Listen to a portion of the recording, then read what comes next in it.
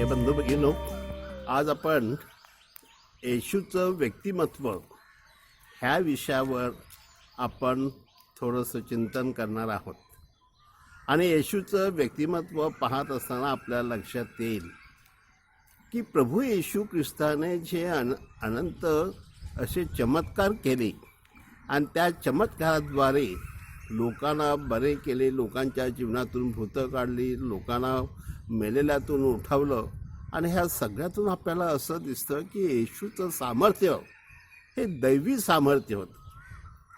आणि म्हणून खऱ्या अर्थाने येशूचं व्यक्तिमत्व हे केवळ नुसतं अतिसामान्य नव्हतं, तर ते दैवी सामर्थ्य होतं, दैवी व्यक्तिमत्व होतं. आणि त्यानुसार येशूचं सामर्थ्य हे आपल्याला आपल्या शब्दात मांडता येणार नाही, कारण येशू हा खरोखर देवपुत्र होता. आणि त्याच्या कोणत्याही शब्दाने किंवा त्याच्या स्पर्शाने भूतखेतं देखील पळत किंवा वादळ वारेसुद्धा थांबत. आणि म्हणून अनेकदा शिष्याने किंवा लोकांनीसुद्धा आश्चर्य व्यक्त केलेलं आहे की कोण आहे हा माणूस की ह्याच्या शब्दाने हा म्हणतो थांब आणि वारेसुद्धा थांबतात, किंवा हा शब्द बोलतो की मुली उठ आणि मेलेल्यातून मुलगी उठते, किंवा एखाद्या माणसाला तो सांगतो किंवा माझी इच्छा आहे तू बरा हो, आणि तो महारोगी अगदी एका क्षणामध्ये बरा होतो. किंवा पेत्राची सासूसुद्धा क्षणामध्ये पटकन बरी होते आणि त्यांची सेवा करू लागते. म्हणजे 100% आपण त्याच्या ह्या रोगमुक्तीवरती आपण परिणाम पाहतो. माझ्या प्रिय मित्रांनो, जर आपल्या लक्षात आलं असेल की येशू ख्रिस्ताचं व्यक्तिमत्व हे खऱ्या अर्थाने अतिसामान्य किंवा ज्याला असामान्य आपण म्हणतो, किंवा दैवी सामर्थ्य हे त्याच्या ठायी असल्याकारणाने तो प्रभावीपणे कार्य करू शकला आणि त्याच्या सामर्थ्याने त्याने जगाचा चेहरा बदलून टाकला. माझ्या प्रियबंधू, आपल्या दुसरं लक्षात येईल की येशू ख्रिस्त हा खऱ्या अर्थाने आणि त्याचा सगळ्यात महत्त्वाचा गुण म्हणजे आज्ञाधारकपणा. येशू ख्रिस्त आपल्या पित्याच्या आज्ञेमध्ये होता आणि तो शेवटपर्यंत मरेपर्यंत पित्याच्या आज्ञेमध्ये राहिला, असा आपल्याला फिलिपिकरास पत्र अध्याय 2:8 सांगितलेला आहे.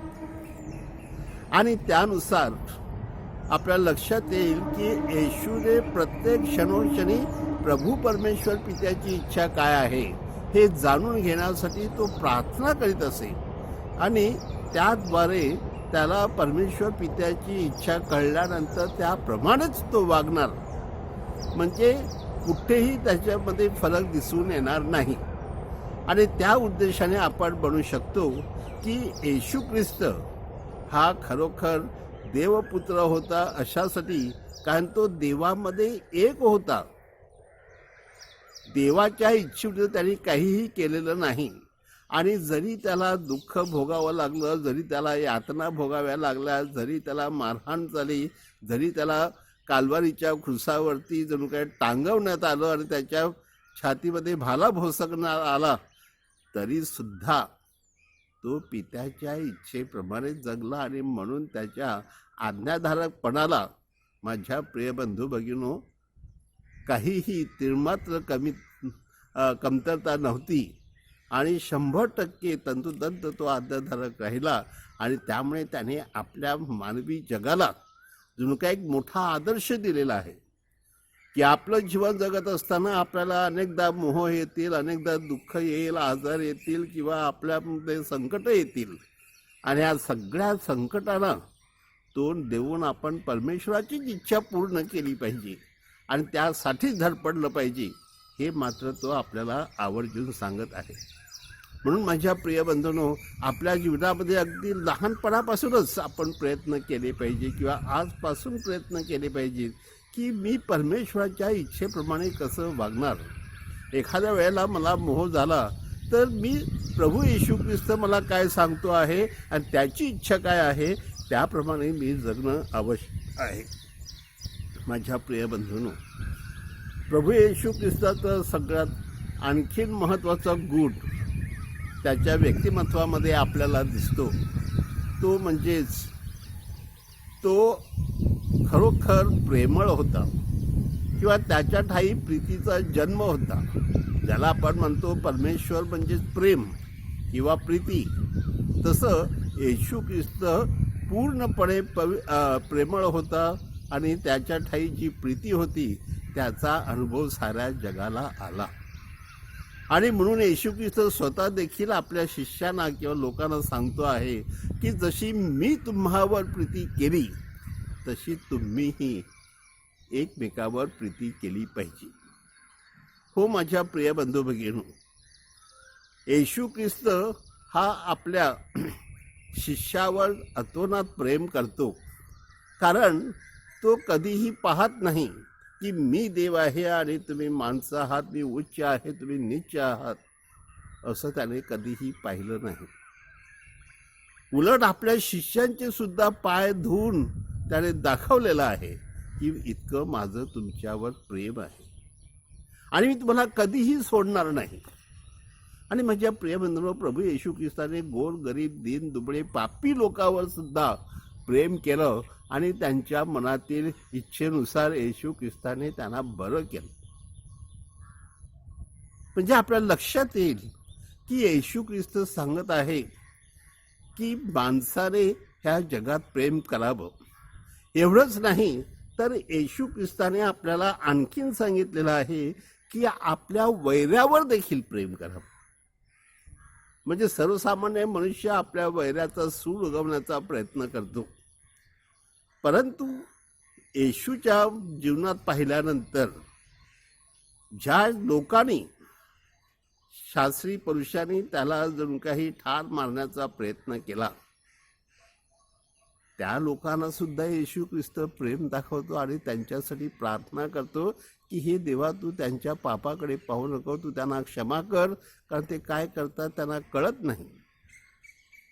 हो माझ्या प्रिय बंधूंनो, एखादा मनुष्य कोणत्याही जाती धर्माचा असो, कोणत्याही आर्थिक पातळीवरती असो किंवा त्याचं सामाजिक स्थान काही असो, येशू ख्रिस्त सगळ्यावरती सारखंच प्रेम करतो. असं नाही की तो श्रीमंत आहे किंवा ती चांगली सुंदर दिसते तिच्यावर अधिक प्रेम करणं नाही.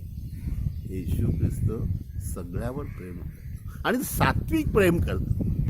ज्याला आपण म्हणतो सात्विक प्रेम म्हणजे खरं प्रेम, जे अमर प्रेम आहे किंवा जे ईश्वरी प्रेम आहे तशा प्रकारचं शुद्ध प्रेम करतो.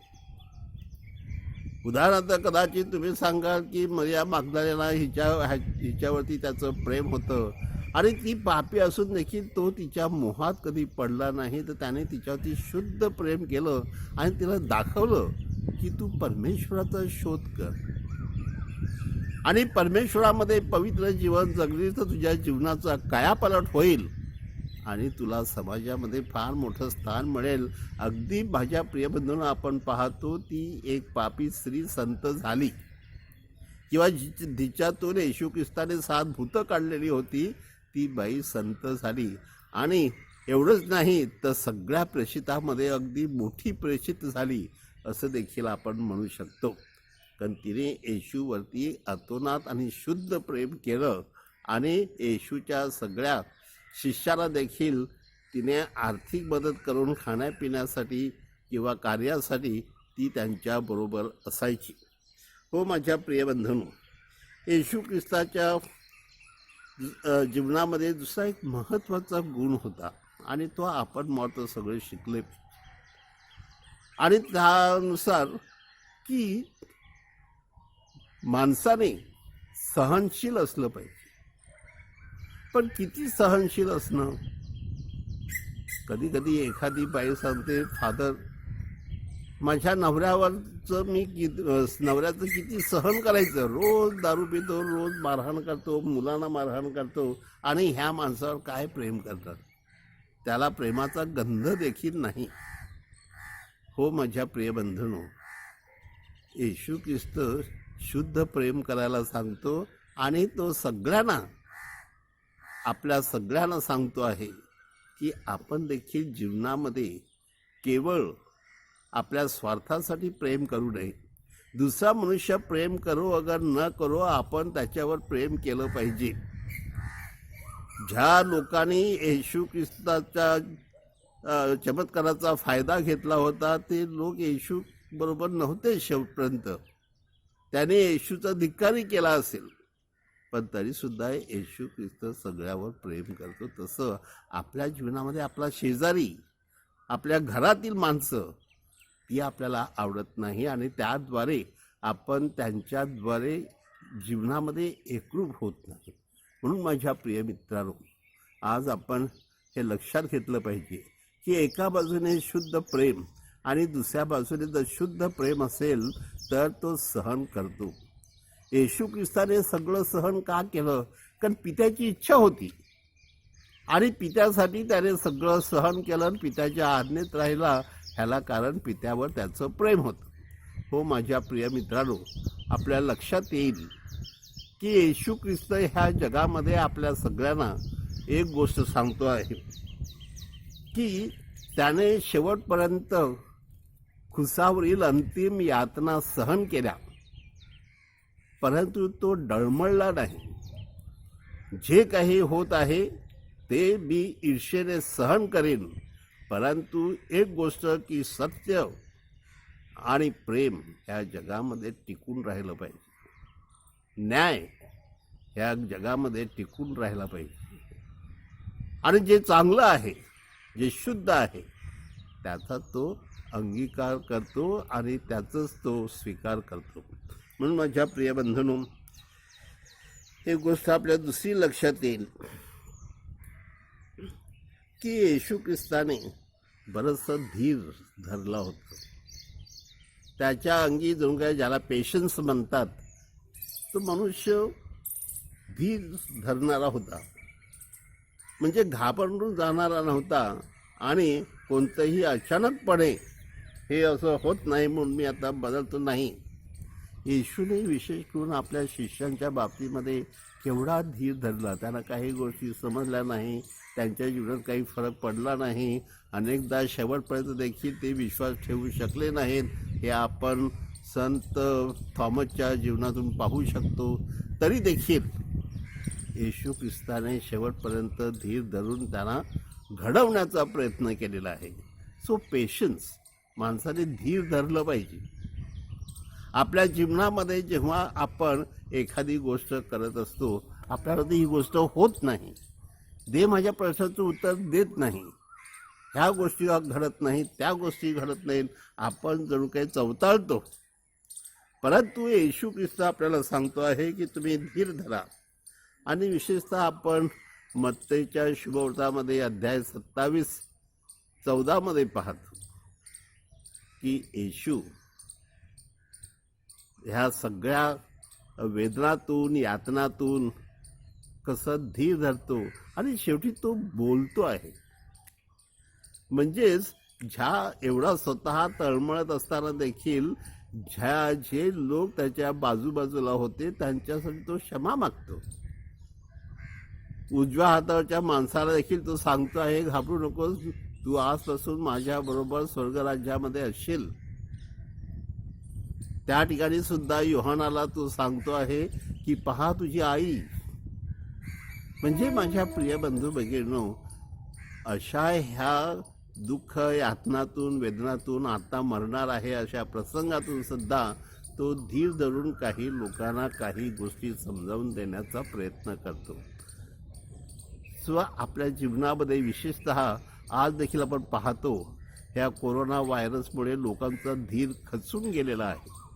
माणसं अधीर झालेली आहेत.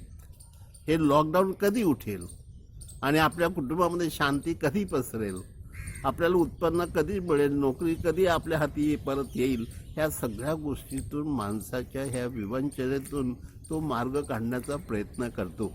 परंतु माझ्या प्रिय बंधूंनो, ह्या गोष्टीतून आपल्याला एकच उत्तर आहे की धीर धरणं.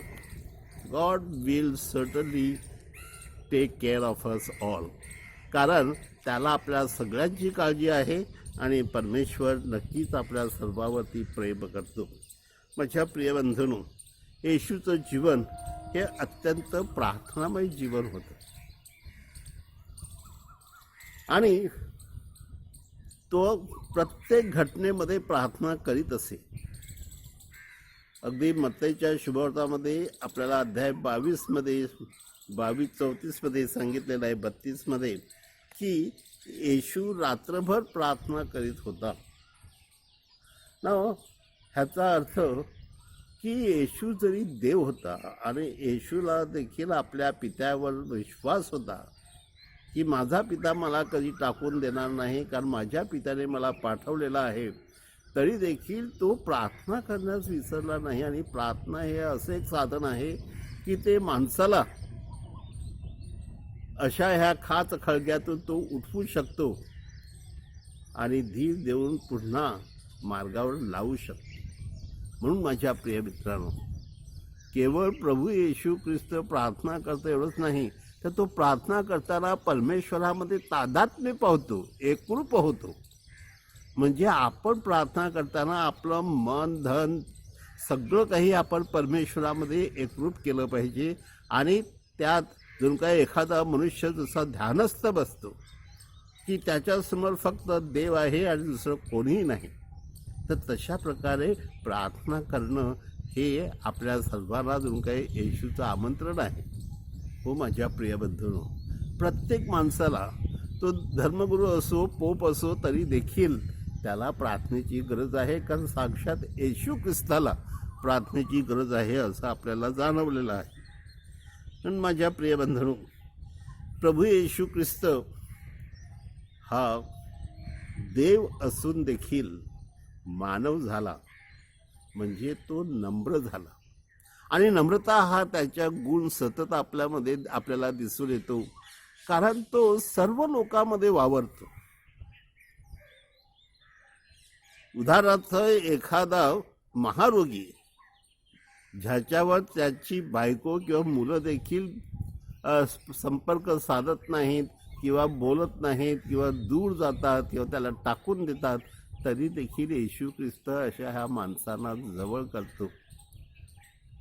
गरीब आहेत, दुबळे आहेत, आंधळे आहेत, पांगळे आहेत, बहिरे आहेत, ह्या सगळ्या लोकांना येशू जवळ करतो. म्हणजे एवढा मोठा देवांचा देव ज्याला आपण म्हणतो, तो अगदी साध्या सोप्या जीवनामध्ये सगळ्या लोकांशी एकरूप होऊन सगळ्यांशी संभाषण करतो. आणि विशेषतः आपण मागेच पाहिलं की तो आपल्या शिष्यांचे देखील जाऊन पाय धुतो. आणि माझ्या प्रिय बंधूंनो, त्याला जाती धर्म नाही किंवा एखादा मनुष्य कोणत्या प्रकारचा आहे हे तो कधी पाहत नाही. म्हणून ह्या दृष्टिकोनातून आपण हे लक्षात घेऊया की येशूप्रमाणे आपण जीवनामध्ये नम्र झालं पाहिजे. आपल्याकडे पुष्कळ पैसा आहे, आपल्याकडे विद्वत्ता आहे, आपल्याकडे सौंदर्य आहे, आपल्याकडे गाडी घोडा आहे, पण ह्याचा अर्थ असा नाही की घमेंडखोरपणा आपल्यातून जर गेला नाही तर आपण माणूस राहत नाही. आणि त्या दृष्टिकोनातून आपल्या ठाई नम्रता असली पाहिजे, हे महत्त्वाची गोष्ट आहे. माझ्या प्रिय बंधूंनो, येशू ख्रिस्तामध्ये नेतृत्व हा गुण आपल्याला प्रकर्षाने जाणवतो. आणि विशेषतः तो आपण पाहतो की तो नेतृत्व करण्यासाठी, म्हणजे मी जर नेता असेल तर मी आणखीन नेते तयार केले पाहिजेत. आणि म्हणून तो स्वतः त्या गालिलच्या समुद्रकिनाऱ्यावर जातो, त्या शिष्याला भेटतो, त्याला जवळ करतो, त्यांना प्रेम देतो, त्याला दाखवतो की तुम्ही माझ्या मागे या आणि मी तुम्हाला माणसे धरणारे कोळी बनवीन. माझ्या प्रिय बंधूंनो, एक महत्त्वाची गोष्ट ह्या ठिकाणी आपल्याला दिसून येईल की कोणत्याही बाबतीमध्ये जरी येशू ख्रिस्तावरती हल्ला झाला किंवा त्याच्या शिष्यावरती कोणीही प्रतिकार केला, तर येशू मात्र आपलं नेतृत्व प्रामाणिकपणे तिथे करतो आहे. आणि सगळ्या लोकांना सगळ्या विवंचनेतून तो मुक्त करण्याचा प्रयत्न करतो. म्हणजेच ह्या जगामध्ये जी सैतान आहे, जी भूतं आहेत, जी वाईट प्रवृत्ती आहे, त्या सगळ्या गोष्टीवर तो मात करतो आणि आपल्या लोकांना वाचवतो. हे खरं नेतृत्व आहे. आणि म्हणून माझ्या प्रिय बंधूने येशू ख्रिस्ताप्रमाणे नेतृत्व करण्यासाठी म्हणजे पहिला प्रथम येशूप्रमाणे बनण्यासाठी म्हणजे येशू ख्रिस्ताप्रमाणे ते पावित्र्य मिळवण्यासाठी आणि येशूसारखं ते कार्य करायचं असेल तर आपल्याला देवाशी एकरूप होणं आवश्यक आहे. आणि ते आपल्याला येशू ख्रिस्त सांगत आहे की तुम्हाला नेतृत्व करायचं आहे. मग कोणत्याही गोष्टीला शास्त्री पुरुषांना घाबरून चालणार नाही, पिलात हेरोद ह्यांना घाबरून चालणार नाही. ते तुमचं फक्त शारीरिक जीव घेतील, पण तुम्हाला परमेश्वराचा आत्मिक बळ आहे आणि परमेश्वर तुमचा आत्मा वाचवतो. त्यामुळे तुम्ही घाबरू नका. माझ्या प्रिय बंधू भगिनो, येशू ख्रिस्तामध्ये आपल्याला सांगितलेलं आहे की तो एक सेवाभावी माणूस होता. आणि संत मार्कने आपल्याला ह्या बाबतीमध्ये अगदी एका वाक्यामध्ये सांगितलेलं आहे की मी सेवा करून घेण्यासाठी नाही, सेवा करण्यासाठी आणि पुष्कळांच्या तारणासाठी माझ्या जीवाची खंडणी देण्यासाठी मी आलो आहे. म्हणजे एखादा मनुष्य किती सेवा करू शकतो हे येशू ख्रिस्ताने सांगितलेलं आहे की एखादा मनुष्य आपल्या मित्रासाठी प्राण देत नसेल तर तो मित्र कसला. म्हणजे ह्या दृष्टिकोनातून आपण विचार केला पाहिजे की जे येशू मार्कने अध्याय 10:45 सांगितलेलं आहे त्याप्रमाणे की आपण स्वतः प्रत्येक वेळेला अपेक्षा करतो की माझी सेवा व्हावी. आपण घरामध्ये सुद्धा सांगतो चहा दे किंवा पाणी दे किंवा हे कर, म्हणजे कपडे धु, हे ते, म्हणजे प्रत्येक वेळेला आपण सेवेची अपेक्षा करतो, पण सेवा करण्यासाठी पुढे येतो का हा प्रश्न लक्षात घेणं आवश्यक आहे.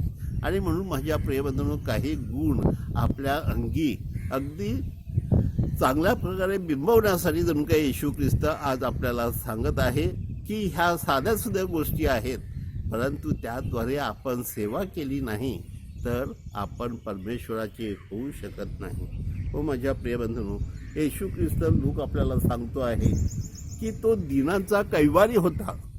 म्हणजे काय की तो सांगत आहे की दिनाला सुवार्ता देण्यासाठी त्याने मला पाठवलेलं आहे. जे ठेचले गेलेले आहेत त्यांना उठवण्यासाठी, जे आंधळे आहेत त्यांना दृष्टी देण्यासाठी, आणि ज्यांच्यावर अन्याय अत्याचार झालेला आहे त्यांना मुक्त करण्यासाठी जणू काही परमेश्वराने मला पाठवलेलं आहे. म्हणजे दीन दुबळे म्हणून तो सांगतो आहे, अहो दीनानो तुम्ही धन्य, कारण स्वर्गाचं राज्य तुमचं आहे. म्हणजे येशू ख्रिस्त आपण पाहतो की त्या लूकच्या शुभवर्तमानामध्ये गोर गरिबांना एक जणू काही नवीन आशा दिली आहे की येशू ख्रिस्त तुमचा कैवारी आहे आणि येशू ख्रिस्त तुमचं कल्याण करणार. आणि म्हणून तुम्ही स्त्रिया असो किंवा भिकारी असो, कोणी असो, येशू ख्रिस्त तुमचं कल्याण करणार. म्हणजे एक नवीन आशा दिली. म्हणून आज सुद्धा आपण पाहतो आपल्या ख्रिस्ती समाजामध्ये स्त्रियांना देखील मोठं स्थान आहे, त्यांना दुय्यम लेखलं जात नाही, किंवा आपण देखील ही जात जमात पाळत नाही. आणि एखादा भिकारी जरी आला तर देखील त्याला आपलं प्रेमाने आपण काहीतरी देतो किंवा बोलतो, आपण अस्पृश्य समजत नाही. या सगळ्या गोष्टी महत्त्वाच्या आहेत आणि त्यानुसार आपण प्रयत्न केलेच पाहिजेत की पुढे आपल्याला कसं जीवन जगता येईल. आणि म्हणून माझ्या प्रिय बंधूंनो, येशू ख्रिस्त हा क्षमाशील होता आणि त्या क्षमाशीलद्वारे आपल्याला तो दाखवतो आहे की येशू ख्रिस्त आपल्याला क्षमा करण्यास बोलावतो आणि क्षमा करण्यासाठी तो पाचारण करतो, असं बायबलमध्ये आपल्याला अनेक ठिकाणी सांगितलेलं आहे. अगदी आमच्या स्वर्गीय बापा ह्या प्रार्थनेमध्ये देखील सांगितलेलं आहे की तुम्ही जर एकमेकांना क्षमा केली नाही तर माझा स्वर्गीय पिताही क्षमा करणार नाही. आणि माझ्या प्रिय बंधू भगिनींनो, येशू ख्रिस्ताने क्षमा केल्याची अनेक उदाहरणं आहेत. विशेष करून जेव्हा पक्षघाती माणसाला त्याच्याकडे आणलं तेव्हा तो म्हणाला, जा तुझ्या पापांची क्षमा झालेली आहे. म्हणजेच काय की पापामुळे मनुष्य कधी कधी अशा अवस्थेमध्ये पोहोचतो की त्याच्या पापांची क्षमा झाली तर माझ्या प्रिय बंधूंनो तो बरा होऊ शकतो. म्हणजे येशू ख्रिस्ताला काय सांगायचं आहे की तुमच्या दैनंदिन जीवनामध्ये तुम्ही देखील क्षमा मागितली पाहिजे आणि क्षमा केली पाहिजे.